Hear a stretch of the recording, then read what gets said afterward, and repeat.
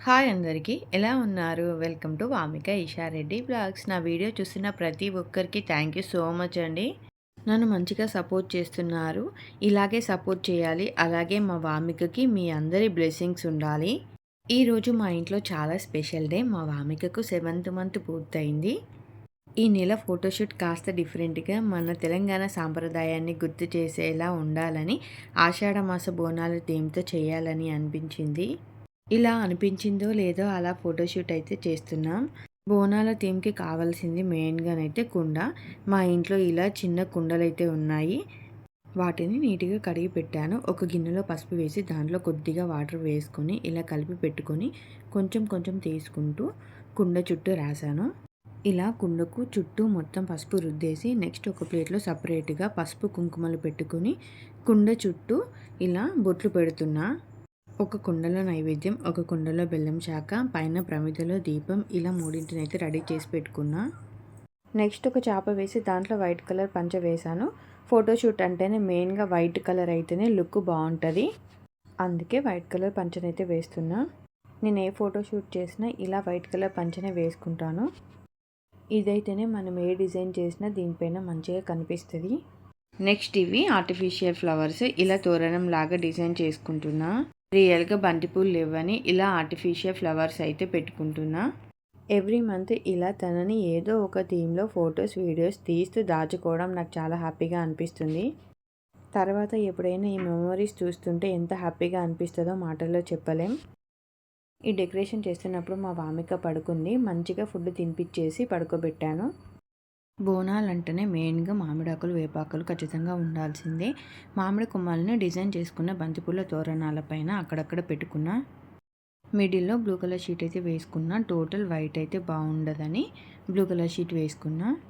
ఇక్కడి వరకు డెకరేషన్ చేసేదాకా మా వామిక హాయిగా పడుకుంది. కథం లేచి కూర్చొని ఏడుస్తుంది.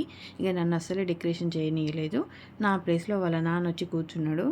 ఇక్కడ నుంచి మా వారైతే రెడీ చేస్తున్నారు. మెయిన్గా బోనాలు అంటేనే అమ్మవారిని ఖచ్చితంగా వేయాలి కదా. సడన్గా అమ్మవారిని వేయడానికి రాదు కదా. ఒకసారి ఇలా చాక్ పీస్తో గీసుకుంటే మనకు క్లియర్గా కనిపిస్తుంది. అప్పుడు మనం దానిపైన ఇలా డిజైన్ వేసుకోవచ్చు. ఫస్ట్ మేము పెసాలతో చేద్దాం అనుకున్నాం. బట్ అవి రౌండ్గా ఉండి అస్సలు క్లాత్ పైన ఉండకుండా జారిపోతున్నాయి. అందుకే కందిపప్పు పైన మైసూర్ పప్పు అయితే యూజ్ చేసాం.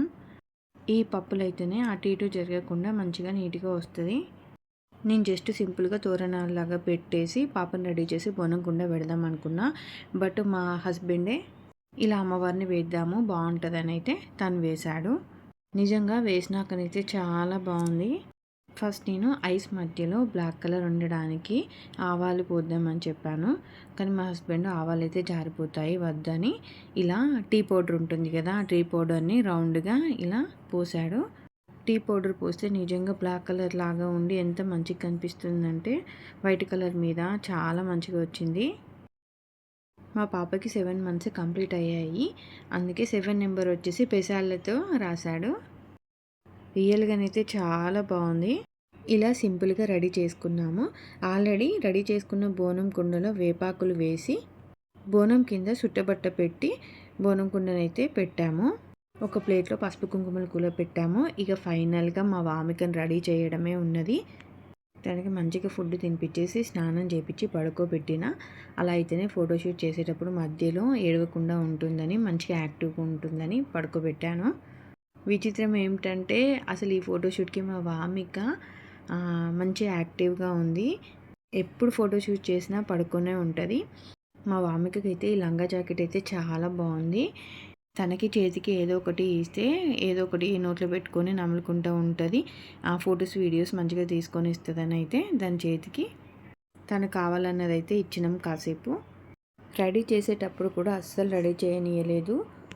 మెడలో వేసిన దండను పట్టుకొని లాగుతుంది, నోట్లో పెట్టుకుంది. కాసేపు ఇలానే చిరాకు చేసుకుంది. తర్వాత బాగానే ఉంది. ఇంత కష్టపడి చేసాం, అంత వేస్ట్ అవుతుందేమో అనుకున్నాం. కనీసం ఒక్క ఫోటో అయినా వీడియో అయినా తీసుకొని ఇస్తుందా అనుకున్నా.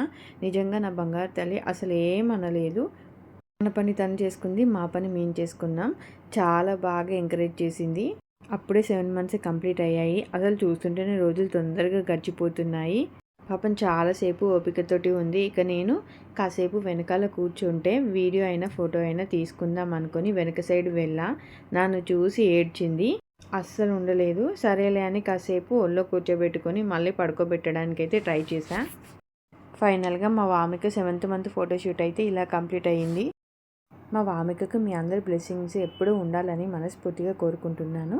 మా వీడియో నచ్చితే ఒక లైక్ చేయండి. వీడియో మొత్తం చూసారు కదా, మీకు ఈ ఫోటోషూట్ ఎలా అనిపించిందో కింద నాకు కామెంట్ చేయండి.